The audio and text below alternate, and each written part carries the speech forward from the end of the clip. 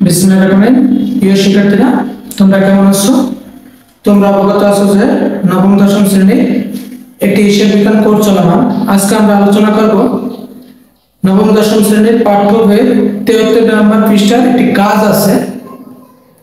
আমার এটা থেকে দুটি কাজ করতে বলছে, কুরায় জাবেদা এবং বিক্রয় জাবেদা। কুরায় জাবেদা আমরা কেন করি? বাকিতে কুরার জন্য কুরায় জাবেদা করা হয়। কুরায় জাবেদার ভিতর অন্তর্ভুক্ত হবে শুধু বাকি কুরাইগুলো, নগদ কুরাইগুলো কুরায় জাবেদার মধ্যে অন্তর্ভুক্ত হয় না। দেখো, আমরা কুরায় জাবেদার ঘর কিনে নিলাম। প্রথম আছে তারিখ, বিবরণ, শর্ত, চালান নাম, সূত্র। আর এটা হচ্ছে টাকার দর, কুরায় হিসাব ডেবিট, বাংলাদেশ হিসাব ক্রেডিট। কুরায় জাবেদা একটা কলম বেশি বোঝে, তার জন্য শর্তের ঘর আছে। বিক্রয় জাবেদায় শর্ত নাই। কুরায় ফেরত জাবেদা, বিক্রয় ফেরত জাবেদায় শর্ত নাই, শুধু কুরায় জাবেদায় শর্ত আছে। তার জন্য আমরা মনে রাখতে পারি কুরায় জাবেদা এক কলম বেশি বোঝে, তার জন্য শর্ত আছে। দেখো, আমরা আগে বলছি যে আমরা জানি যে কুরায় জাবেদার ভিতর শুধু বাকি কুরাইগুলো অন্তর্ভুক্ত হবে। 5 নভেম্বর আছে, জনি ট্রেডার্সের নিকট হতে প্রতি পাউন্ড 200 টাকা দরে 500 পাউন্ড চা ক্রয়। আমরা শুধু ক্রয়গুলো নেব। আমরা লিখবো, প্রথমে লিখবো নভেম্বর 5, প্রতিষ্ঠানের নাম লিখবো নভেম্বর 5, লিখতে পারি জনি ট্রেডার্স হিসাব। ট্রেডার্স, জনি ট্রেডার্স হিসাব। জনি ট্রেডার্সের কাছ থেকে আমরা ক্রয় করছিল প্রতি পাউন্ড 200 টাকা দরে 500 পাউন্ড। তাহলে 200 গুণিত 500, 5 গুণ 10 থাকে 4টা শূন্য, 1 লক্ষ টাকা। 1 লক্ষ টাকা কার্বনের ব্যাপারটা আছে 5%। কার্বনের ব্যাপারটা আমরা বাদ দিই। 1 লক্ষের উপরে 5% দিলে 5000 টাকা। 1 লক্ষ থেকে আমরা কার্বনের ব্যাপারটা 5000 টাকা পাইলাম, 5000 টাকা বাদ দিই, থাকলো আমার 95000 টাকা। 95000 টাকা আমার পুরো আছে। তারপর কোনো খরচ এটির সাথে যুক্ত নেই। যদি কোনো খরচ থাকতো, কারবারি ব্যাপারটা বাদ দেওয়ার পরে খরচটা যোগ দিত। এখন নিট করে গেছে কত? 95000 টাকা। এই 95000 টাকার সাথে যদি কোনো খরচ হতো ওটা যোগ করতাম না, যেহেতু না যোগ করার কোনো প্রয়োজন নাই। তাহলে আমরা পাইলাম কি, জনি ট্রেডার্স হিসাব কত টাকা? 95000 টাকা। ওরা বলছে 95000 টাকা জনি ট্রেডার্স হিসাব।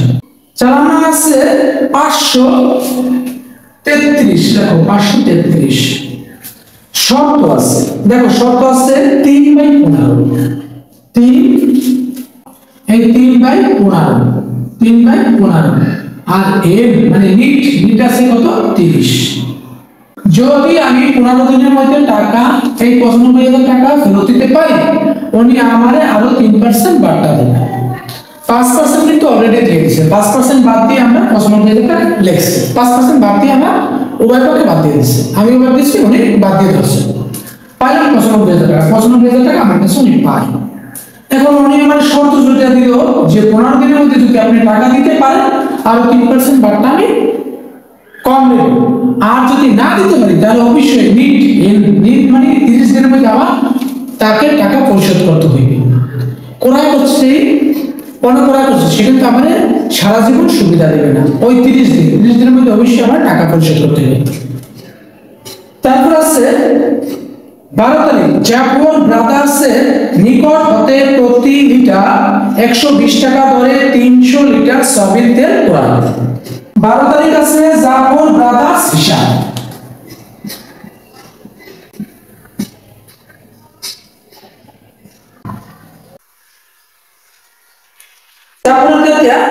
ক্রয় করছি আমরা প্রতি লিটার 120 টাকা করে 300 লিটার সয়াবিন তেল। তাই 12 গুণ দাও 3, 3 12 36, এক হলো 300, তাহলে 36000 টাকা। 36000 টাকা কার্বন ব্যাপারটা আছে 4%। কার্বন ব্যাপারটা আছে 4%। 36000 উপরে দাও 4%। কার্বন ব্যাপারটা আছে 4%, হয় 1440। 36000 থেকে বাদ দেবা 1440, থাকে 34560 টাকা।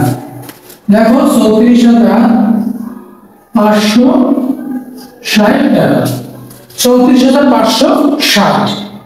আমার চালানো আছে 534 চালানো। এটা কোনো শর্ত নাই, যেহেতু শর্ত নাই শর্ত দেওয়ার প্রয়োজন না। তারপর আছে 20 নভেম্বর রত্না ট্রেডার্সের নিকট হতে প্রতি প্যাকেট 350 টাকা দরে 50 প্যাকেট গুঁড়ো দুধ ক্রয়। কারবারি রেট আছে 2%।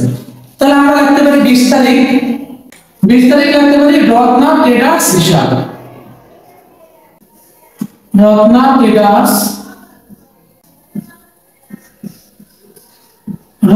ট্রেডার্স হিসাব 350 গুণ 50 হলো 17,500। এইটার উপরে দাও 2%, কারবারি রেটটা দাও 2%। তাহলে আমরা লিখতে পারি 350 গুণ 50 হয় 17,500, ওটার উপরে দাও 2% হয় 350 টাকা। 350 টাকা কারবারি রেটটা পেলাম কত না 350। তাই 17,500 থেকে 350 যদি আমি বাদ দিই তাহলে 17,150। 17,150 চালানো আছে 535। এটাও কোনো শর্ত নেই, এই তিনটে সব যোগ করো, যোগফল হয় পাই হলো 1,46,710 টাকা। সমাপ্ত যোগ দাও। এই হলো আমার ক্রয় চাহিদা। 5 তারিখ ছিল জনি ট্রেডার্সের কাছ থেকে প্রতি পাউন্ড 200 টাকা দরে 500 পাউন্ড চাকরি ছিল। তা 200 গুণ 5 হয় হলো 1 লক্ষ। 1 লক্ষের উপরে কারবারি রেটটা আছে 5%। 5% দিলে 5,000। 1 লক্ষ থেকে 5,000 বাদ দিলাম থাকে 95,000 টাকা। নিট টাকাটা লিখে দিতে হবে। 12 তারিখ আছে জাফর ব্রাদার্স হিসাব। জাফর ব্রাদার্সের কাছ থেকে ক্রয় করেছিলাম 120 টাকা দরে 300 লিটার সয়াবিন তেল। 120 গুণ 300 হয় 36,000। 36,000 উপরে দিছি, কারবারি রেটটা ছিল 4%। 4% বাদ দেওয়ার পরে থাকে হলো 34,560 টাকা। তারপর আছে 20 তারিখ আছে রত্না ট্রেডার্স হিসাব। রত্নার কাছ থেকে প্রতি প্যাকেট 350 টাকা ধরে 50 প্যাকেট গুঁড়ো দুধ কিনছি। 350 গুণ 50 তা হলো 17,500 টাকা। 17,500 থেকে 2% কারবারি রেটটা বাদ দাও, থাকলো 17,150। এই তিনটে সব যোগ করলাম, পেলাম 1,46,700 1,46,710 টাকা। এইগুলো আমার ক্রয় চাহিদা। একই রকম ঘর সবসময়ের জন্য একই রকম লেখা, শুধু এই হিসাবগুলো ভিন্ন হয়। আশা করি একটা ক্রয় চাহিদা যদি সুন্দর মতো বুঝে করতে পারো, তোমার ভবিষ্যতে যত ক্রয় চাহিদা পাও কোনো ক্রয় চাহিদা সমস্যা হওয়ার কথা না। ক্লাসটা বারবার দেখো, ক্লাসগুলো বেশি বেশি শেয়ার করো, চ্যানেলটিকে সাবস্ক্রাইব করে রাখো।